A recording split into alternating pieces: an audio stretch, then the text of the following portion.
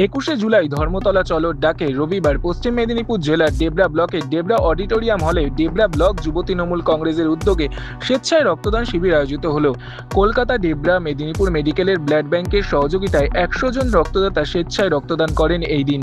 এই রক্তদান শিবিরে উপস্থিত ছিলেন ঘাটাল সাংগঠনিক জেলার যুব তৃণমূল কংগ্রেসের সভাপতি সৌরভ চক্রবর্তী, ঘাটাল সাংগঠনিক জেলার তৃণমূল কংগ্রেসের চেয়ারম্যান রাধাকান্ত মাইতি, INTTUCর জেলা সভাপতি সনাতন বেরা, ডেবরা ব্লক তৃণমূল কংগ্রেসের সহসভাপতি সীতেশ ধারা, ST সেলের নেত্রী শান্তি টুডু, ডেবরা ব্লক যুব তৃণমূল কংগ্রেসের সভাপতি প্রকাশ মিশ্র সহ অন্যান্যরা।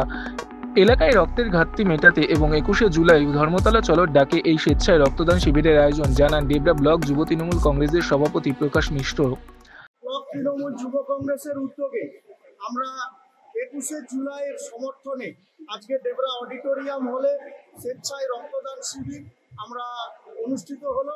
আমাদের দলীয় নেতৃত্ববৃন্দরা উপস্থিত ছিলেন আমাদের ঘাটাল সাংগঠনিক জেলার সম্মানীয় চেয়ারম্যান রাধাকান্ত মাইতি মহাশয়, যুব তৃণমূল কংগ্রেসের ঘাটাল জেলার সভাপতি সৌরভ চক্রবর্তী, জেলার INTTUC সভাপতি আমাদের সনাতন বেড়া থেকে শুরু করে আমাদের ব্লকের প্রাক্তন বিধায়িকা সেলিমা খাতুন টিভি থেকে শুরু করে এক ঝাঁক নেতৃত্ববৃন্দ, ব্লকের কর্মাধ্যক্ষগণ, ব্লকের সহসভাপতি অনুপম দাস থেকে শুরু করে আলতাফ আলী মহাশয় থেকে শুরু করে আমাদের জেলার সহসভাপতি বিকাশ রঞ্জন ভূঁইয়া মহাশয় উপস্থিত ছিলেন, আমাদের ছাত্র নেতা পলাশ রানা থেকে শুরু করে এক ঝাঁক যুব নেতৃত্ববৃন্দ আজকের এই মহতি রক্তদান শিবিরে যোগদান করেছিলেন।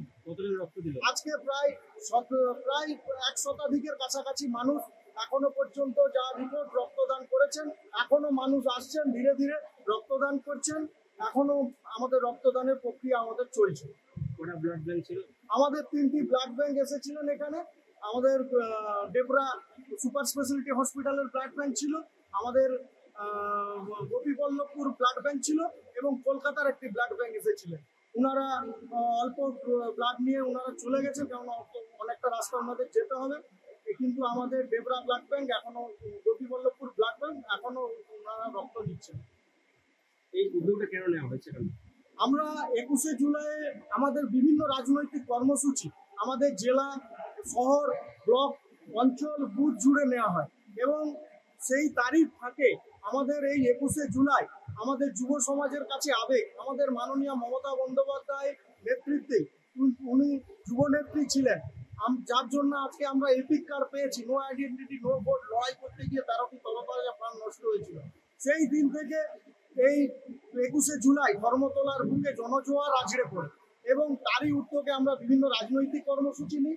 তেমন আজকে একটি আমরা মহতি কর্মসূচি, রক্তদান শিবিরের মতো কর্মসূচি আমরা গ্রহণ করেছি।